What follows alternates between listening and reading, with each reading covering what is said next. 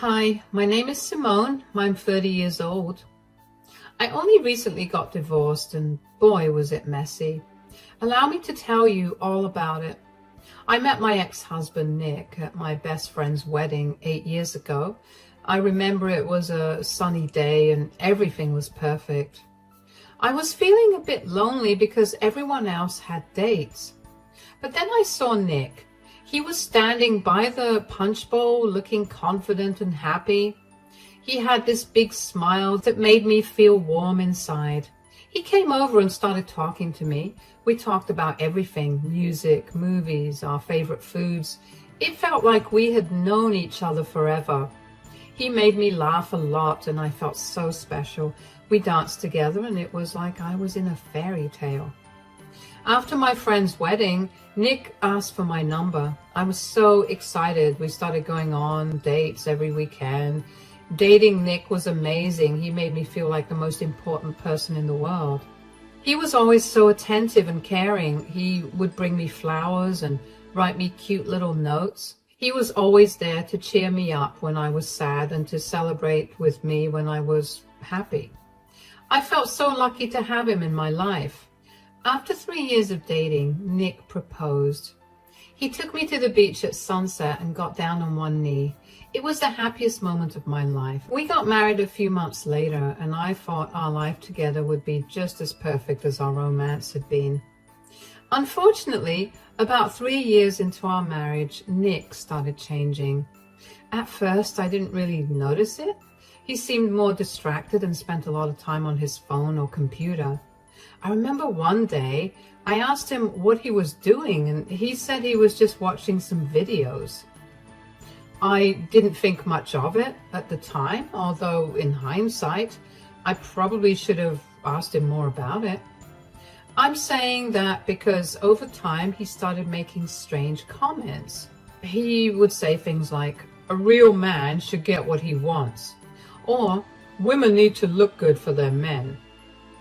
I didn't understand where this was coming from. Nick had never talked like this before. It got worse when he started hanging out with some new colleagues from work. They were a rough crowd, always making crude jokes and talking down to women. Nick seemed to pick up their habits. He would scoff whenever he saw a woman having any sort of agency in the movies and TV shows we watched. He would force me into talking about gender politics with him. He'd tell me about how a woman's worth was only tied to her looks and how a woman's place was only in the kitchen. Of course, I was beyond uncomfortable. I did my best to talk to him about why his views were damaging and offensive. But that seemed to only fuel his opinions. He'd call me a typical snowflake feminist for having opposing views. Over time, that hatred towards women transformed into hatred for me. It started off small at first. He started coming home late and would be in a bad mood. He wouldn't even acknowledge me when he got back home, let alone talk to me. We went from talking every day to only speaking when absolutely necessary. It hurt like crazy to go through that because I was literally blindsided by this huge change in Nick. I didn't say anything because I chalked it up to him having trouble with work and let it go. I mean, whenever I tried to talk to him about his behavior, he would shut down, which is why I never pushed it. But his behavior only got worse over time. One particular day, Nick seemed like he was in an even worse mood than usual. I decided to try and talk to him again just to figure out what was going on, not only with him, but also between us. "How was work, sweetie?" "What is it now, Simone? I had a long day." I didn't say anything. I was only asking you how your day was. "Quit acting. I can tell you have something you want to talk about. You have that annoying look on your face." "Oh, I've noticed you've been coming home late a lot lately, and when you do, you seem upset. Is everything okay?" "So now you're keeping tabs on me, huh? You're being really annoying, you know that?" I'm just worried about you. You used to tell me about your day and you used to greet me with hugs and kisses. Now it feels like you're shutting me out. Maybe I don't feel like talking to you anymore. Maybe I have better things to do than listen to your nagging. I'm sorry if I'm bothering you. I just miss how things used to be between us. Yeah, well, maybe you should try being more interesting then. Maybe then I'd want to spend time with you. I don't understand why you're being so mean. What happened to us? You know what your problem is. You're too sensitive. Always looking for problems where there aren't any. Maybe if you weren't so emotional all the time, I wouldn't need to stay out late just to get away from you. I'm sorry you feel that way. I just want us to be happy again. Happiness? You think I'm responsible for your happiness? Grow up. No one's responsible for anyone else's feelings. I see. Well, I'll leave you alone then. Let me know when you're ready to talk. Yeah, whatever. I felt horrible. I didn't understand why Nick had to be so rude to me. I couldn't help but feel I did something bad to him. No matter how hard I tried to think of what I did, I couldn't come up with anything. I did everything he expected out of me, like cooking and cleaning while juggling a job. Eventually, he began insulting and belittling me at every chance he got. I was too shocked to comprehend what was going on, so I didn't say much. Nick's insults became a regular part of our life together. He was always criticizing my looks. He would tell me I looked frumpy or that my clothes were ugly. No matter what I wore, he had something mean to say. Once, when I wore my favorite dress, he said I looked fat and ridiculous. Another time, he told me I should try harder to be attractive like other women he saw. He didn't just stop at my clothes. He also made hurtful comments about my weight. He'd point out women who were thinner and say I should look like them. It hurt so much. And I started feeling really bad about myself. Even when I tried to eat healthier or work out, he would still find something wrong with me. Nick's insults weren't just about my appearance. He'd say I was annoying or that I wasn't trying hard enough to make him happy. His behavior became really hurtful, especially when it came to other women. He would openly flirt with them, even when I was right there. At parties, he would ignore me and spend the whole time chatting with attractive women. He would laugh loudly at their jokes and compliment them on their looks. Once, at a friend's barbecue, he spent almost the entire evening flirting with a young woman, acting like I didn't exist. It made me feel invisible and unwanted. When we were out in public, he would point out other women and make comments like, "Why can't you look like her?" Or, "She really knows how to dress up." It wasn't just occasional. It happened all the time. Even when we were supposed to be spending time together, like on a date night, his eyes would wander and he would make me feel like I wasn't good enough. I know what you're thinking. Simone, why did you stay with that man and not run away? Well, I had my reasons, and yes, they were stupid in hindsight, but at that time, they were very valid. At first, I stayed because I loved him so much. I remembered how wonderful he used to be when we first met. He was charming, always making me laugh and feel special. I kept hoping that the man I fell in love with would come back. I thought if I tried harder and did everything he wanted, things would get better. Another reason I stayed was because I was afraid of what people would think. We had only been married for a couple of years and I didn't want people to see our marriage as a failure. I worried about what my friends and family would say. They all thought we were a perfect couple and I didn't want to disappoint them. I also felt very alone. Nick had isolated me from many of my friends. He would make me feel guilty for spending time with them, saying I should be with him instead. Over time, I saw them less and less. And when I felt sad or needed someone to talk to, there wasn't anyone around. I didn't know how to reach out for help. There was also a part of me that believed his words. Nick's constant criticism made me feel like I wasn't good enough for anyone else. He would say things like, "No one else would put up with you. And after hearing that so many times, I started to believe it. I thought maybe he was right and I wouldn't be able to find anyone else who would love me. But most of all, I stayed because of hope. Every now and then, Nick would be kind and I would see glimpses of the man I married. Those moments were rare, but they made me think that maybe things could change. I hoped that if I was patient and loved him enough, he would stop being so mean. One such instance became my breaking point and enabled me to see Nick as the monster he truly was. One evening, after a particularly rough week, Nick surprised me. He came home with a soft smile, which was very, very rare to see. He greeted me happily and asked me how my day was. I will admit I was beyond confused about his change in demeanor at first. "Hi, darling, how was your day?" It was good. Did you have a good day at work too?" "Not really. I mean, there wasn't anything special about it. Why?" "Well, you seem really happy today, and it's been a while since you were like this." The thing is, I was thinking about things today, and I realized that what we really need is a vacation, just the two of us. We need to get away and rekindle our relationship." "Huh? Really? You think so?" "Of course. I mean, it's been a while since we traveled or just hung out with you and me. I know that this will bring our relationship back to the way it used to be." "I will admit that sounds wonderful. I miss the times we used to spend together." "Me too. We've been so caught up with work and everything else. I want us to have some quality time, just like before." "I'd love that. Where do you think we should go? Maybe somewhere with a beach?" "Exactly. Now you're thinking just like me. Picture us walking on the beach, dining at cozy restaurants, just enjoying each other's company. It would be perfect." "It really would be. It's been so long since we did things like that." "But I have a bit of a problem." "What do you mean? What's wrong?"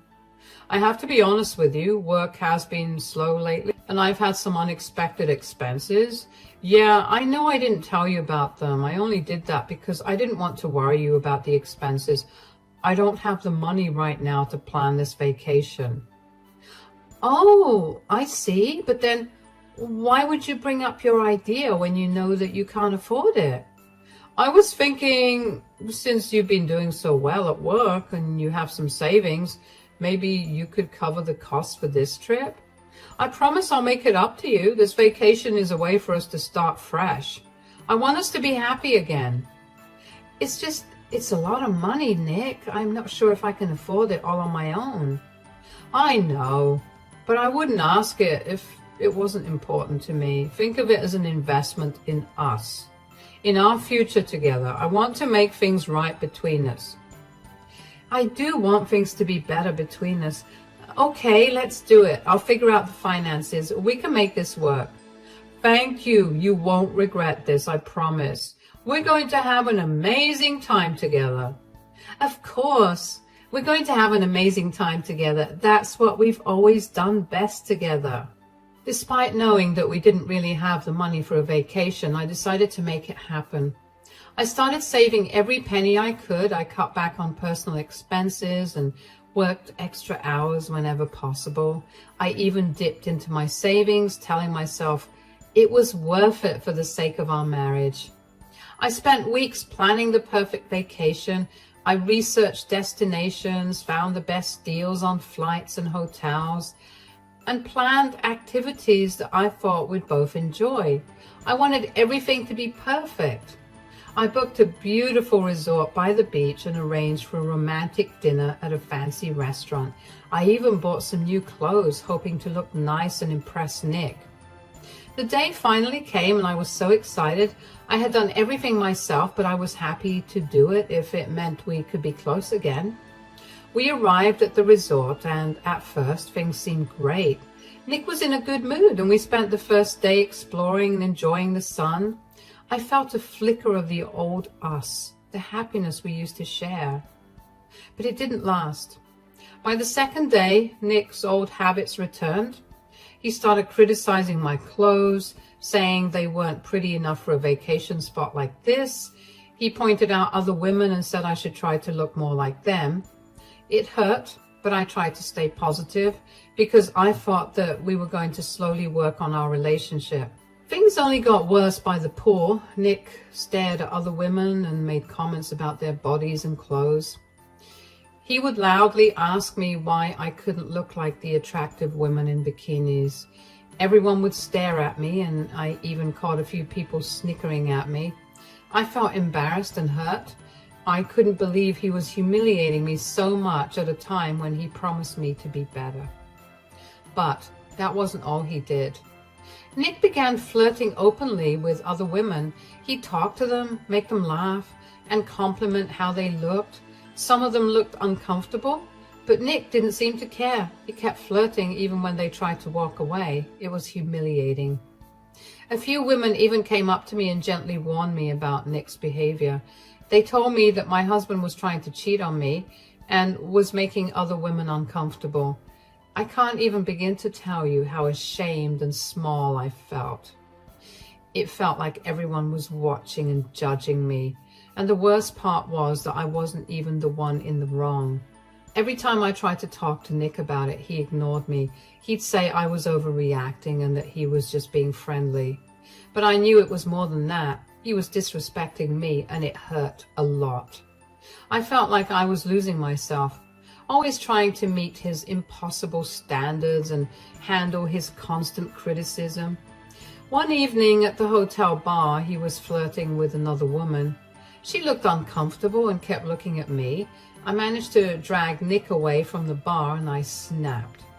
"Nick, what in the world do you think you're doing? Why are you flirting with that woman? She looks so uncomfortable." "Oh, come on, you're overreacting, or maybe you're just jealous of all the attention other women are getting. Anyway, I was just being friendly with that lady there." "Friendly? Nick, you bought her drinks and told her which room we were in. You've been flirting with women since we got here. It's embarrassing. And how could you? Do you even care about how this makes me feel? Maybe if you weren't such a bore, I wouldn't have to look elsewhere for some fun. You're always nagging and whining." "That's not fair. Every time I speak, you tell me I'm whining or nagging you. I didn't even say anything the entire time this vacation because I was trying to make this vacation special for us. And even though you treated me like garbage, you have no reason to say that I'm whining or nagging, and you definitely have no reason to flirt with other women. Why are you doing this to us?" Oh, poor Simone, always playing the victim. Maybe if you put in a little effort to look good and be interesting, I wouldn't have to talk to other women. "I can't believe you're saying this. You're my husband. You should respect me, not insult me and flirt with other women right in front of me." "Respect? You haven't earned my respect. You just whine and complain. I need to fulfill my needs somehow since you won't." Oh, wow. How can you be so cruel? I've done everything I can to make you happy. I even paid for this whole vacation with my emergency savings just so we can try and fix things between us. "Yeah, because you felt guilty. Don't act like you're doing me a favor. You should be grateful I even agreed to come." You literally begged me to go on this vacation. Besides, what do I have to be grateful for? For being humiliated and treated like I don't matter? Oh, please stop being so dramatic. If you can't handle it, maybe you should just stay in the room and leave me alone. Maybe I will. You're a horrible husband and even more horrifying person. Don't act like you're any better than me, you selfish brat. You'd be the most boring person on this planet without me. You should be grateful that I even look your way. You know what? I can't do this. I'm not going to stay here and be disrespected any longer. Fine by me. More fun for me without you around. Nick's words cut through me like a knife. It wasn't just the words themselves, but the cold, indifferent way he said them. It was like he didn't care about me at all, like I was nothing to him. In that moment, I realized our marriage was over. No matter what I did, it would never be good enough for him. He cared more about himself than our relationship. That night, after he went to sleep, I couldn't stop thinking about what he said. I felt so hurt, so worthless. I tossed and turned in bed, trying to make sense of everything. Finally, I made a decision. I quietly got up, packed my bags with shaking hands, and booked a flight back home early the next morning. I didn't want to confront him again. I just needed to get away from him and the pain he was causing me. Leaving was both terrifying and liberating. Only after I sat on the plane did I let myself finally cry about the end of my relationship and marriage. I kept replaying Nick's words in my mind, and each time they cut deeper. I wanted everything that happened in the last year to be one big joke. But even if it was, I knew that no joke was worth making me feel the way I felt. I knew that I couldn't stay with someone who treated me so badly, who made me feel so small and insignificant. I also knew that I couldn't let someone who made me feel that way get away so easily. Once I got back home, I immediately canceled Nick's ticket back home. If he wanted to come back home, he could figure his way back without using my money. I also withdrew all the money from our joint account that I had put in, which was more than half of the entire amount. Whatever was left in there was definitely not enough to buy a plane ticket back home, but it was enough to support him for a good week. I also called the hotel to let them know that I had checked out of the hotel and asked them to transfer the charges to Nick's card.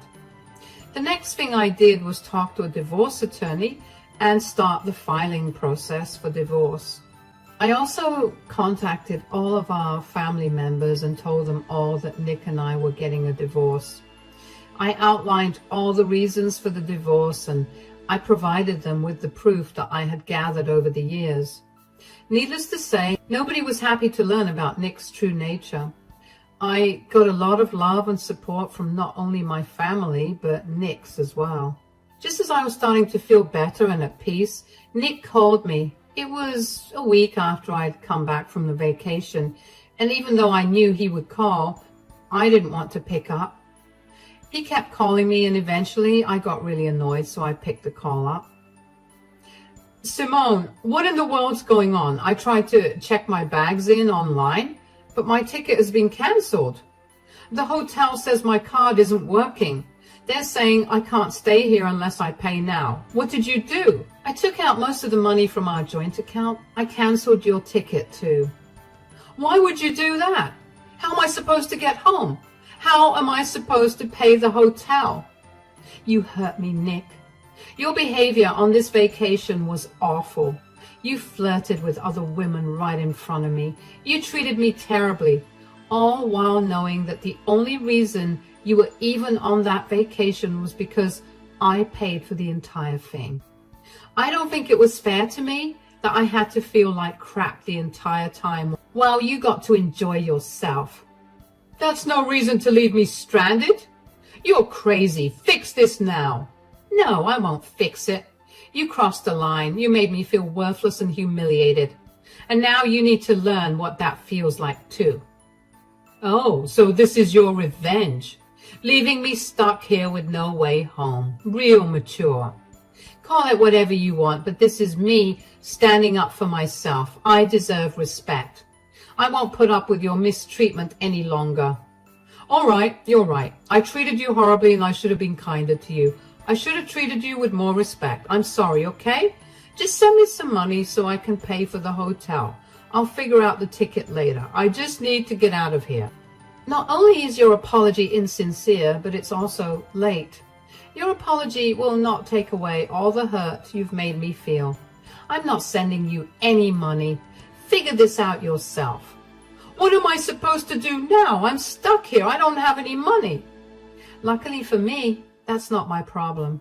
Maybe you should think about how you treat people. Your actions have consequences. Simone, please, just tell me what to do. I can't stay here like this. Find a pretty woman to fulfill this need of yours. Isn't that what you told me? Maybe one of them will help you out. You're heartless. How can you do this to me? Would you look at that? The pot calling the kettle black. What are you even saying? Can you be serious for 1 second of your life? All you ever do is be annoying. How can I not look at other women when you behave like this? Goodbye, Nick. Simone, don't hang up. Simone. Hanging up that phone was the best thing I ever did for myself. A part of me did break a little when Nick apologized, because Nick barely apologized. But Nick's apologies were nothing but hollow sounds to me now. I had heard enough apologies from him that never led to any real change. I knew I couldn't go back to him, not after everything he had put me through. It was empowering to finally stand up for myself, to take control of my own life again. I heard from a mutual friend that Nick struggled to find a way back home. He had to scrape together money from wherever he could. He couldn't contact a lot of his family members because they were all disgusted with his true nature and wanted nothing to do with him. He ended up borrowing from whatever few friends he has left and somehow managed to convince his parents to pay off his hotel bill before they cut off contact with him. He also eventually managed to buy a plane ticket and get back home. This entire ordeal was a stark contrast to how he used to live. Always being in control, always having things his way. This time, he was forced to get on his hands and knees and beg people to help him. People who would have readily helped him out earlier turned their backs on him, all because of his own actions and words. When Nick finally returned to our apartment, he found it empty. I had taken all my belongings and left. It was a difficult decision to make, but I knew I couldn't stay in a place that held so many painful memories. The lease was ending in a week anyway, and I don't want to prolong the inevitable. The divorce proceedings were tough. Nick tried to manipulate and guilt-trip me, as he had done throughout our marriage. He tried to make me feel like I was to blame for everything that went wrong. But I had documented his abusive behavior, his constant criticism, his flirting with other women, his hurtful words, and I used it to my advantage in court. I had support from friends and family who witnessed his behavior firsthand, and with their encouragement, I stayed strong and resolute. Despite his attempts to delay and complicate the process, I was able to finalize the divorce quickly.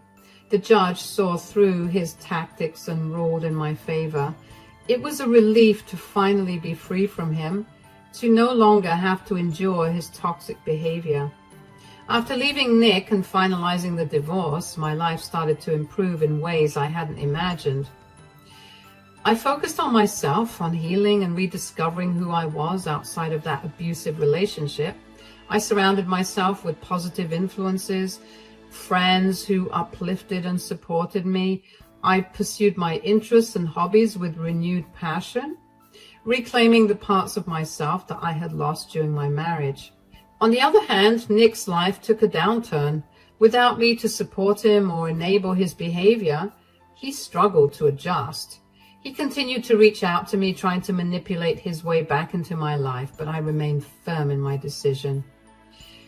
I knew I deserved better, and I wasn't going to let him drag me down again. I heard through the grapevine that he faced financial difficulties and struggled to maintain stable relationships. His arrogance and disrespect continued to push those around him away from him. I will admit that seeing him alone and suffering made me feel a bit better. He was finally getting what he deserved for torturing me for years. In the end, leaving Nick was the best decision I ever made. The whole journey to where I am today wasn't easy, but it was necessary for my well-being and happiness. I learned that I'm strong and resilient, capable of standing up for myself and creating a better life. I am grateful for the support and love that helped me through that challenging time, and I'm proud of how far I've come since then.